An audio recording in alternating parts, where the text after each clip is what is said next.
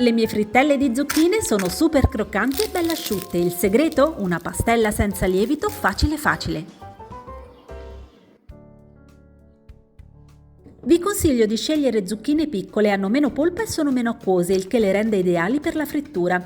Tagliatele a rondelle sottilissime, se usate la mandolina lasciate il torsolo, tenetelo come impugnatura per affettarle in sicurezza fino all'ultimo millimetro.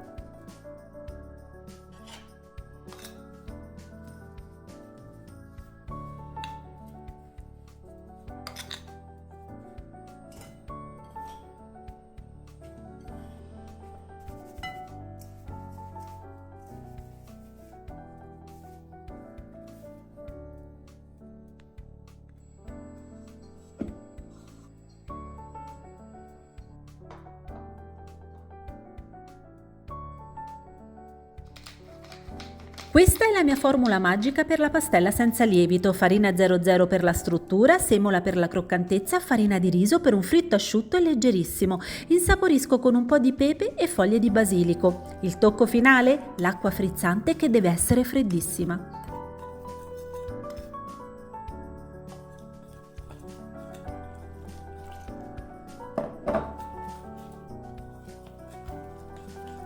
Questa consistenza corposa avvolge perfettamente le zucchine e crea uno scudo che non assorbe olio, garantendo un fritto asciutto e una croccantezza imbattibile.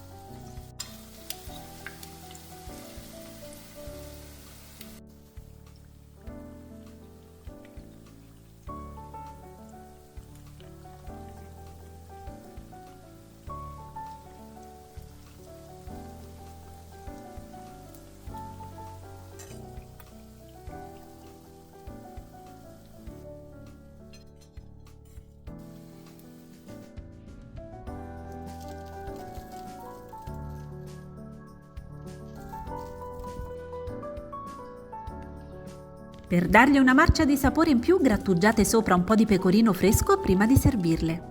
Guardate che meraviglia, sono leggere e senza traccia di unto.